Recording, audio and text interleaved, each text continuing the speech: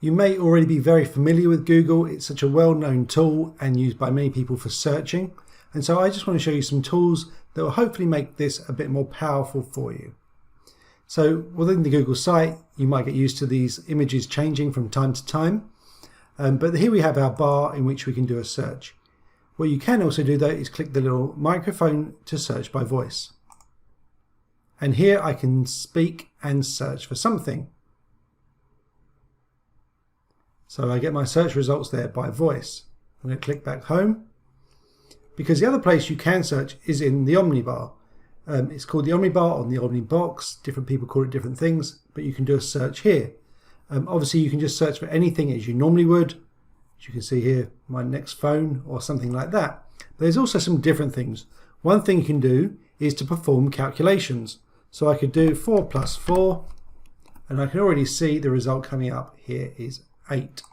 Another thing I can do very easily is do quick conversions. So I could do 100 kilograms in pounds and search it there, and it can brings up this box here. So obviously then I can just change things. You can work the same for currencies as well. So if I did $100 in GBP, oh sorry, it's supposed to be dollars. So we've got 100 euros. So it's picking up there, so it's bringing the different currencies. So this is all built into your search. You can do searches for flights. So imagine I was flying from London to Florida, flights. You can give me some ideas here.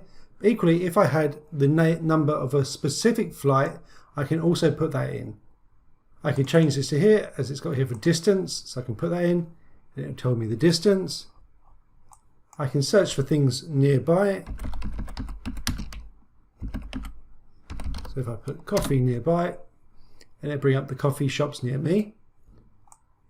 You could type in time in New York. And again, bringing you the up-to-date time in a different location. So there's many different types of search you can do in the Google search bar. The next thing I want to talk about are modifiers. These are things you can use to make your searches more accurate. So one is to use quotation marks. If I put these in, it's going to search for the exact phrase. So if I search for Lee Academy's Trust, that's who I work for, and enter search, I will only bring up websites that have got the whole phrase in. But then maybe I don't want a specific word in there, so we're based in Strood. So let's see, if I put the minus in and put Strood, so this is saying don't include the word Strood. So obviously this is going to struggle, so it's trying to find websites that don't include the word Strood. So it's brought out some different entries. Equally, you can change that to a plus to make sure it does include the word as well. If I wanted to, I could also do a search within a website. So if I had the website here, which is the Lee Academy's Trust, let me just search for this. So if I put the word site, colon, put the site in, and then I'm going to search for the phrase UTC, so that's one of our schools. And so it's brought up any search results within the Lee Academy's Trust website for the UTC. And there are lots of different modifiers like this. I'll leave a link to this document that I've got. It's not all of them, but you can do a search on the website after learning all about this and to find more modifiers for using. I want to take you on to a next level of advanced searches.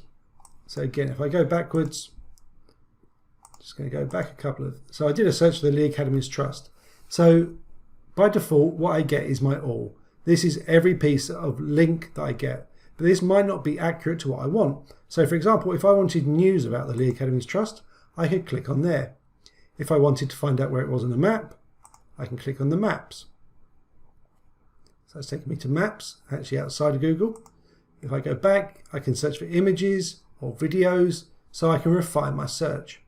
Imagine I was looking for news. The next thing I can also do is refine this further. So if I click on tools, I can click on the recent, so I can say news in the past month. And so again, it's going to refine my search accordingly. This also works very well for images. So if I click on images and I go to, I'm going to take off the date for this. But again, if I click on tools, I get some refining options here, such as size. So I can say, well, I want a large image that I'm looking for. I can do color. So by default, our color is blue, but imagine I want a Lee Academy's Trust image that had green in. And then I can look for image by usage rights. Obviously, we need to be careful about the images we use, so we can filter it by usage rights. So if I did labeled for reuse, it's obviously refining this right down.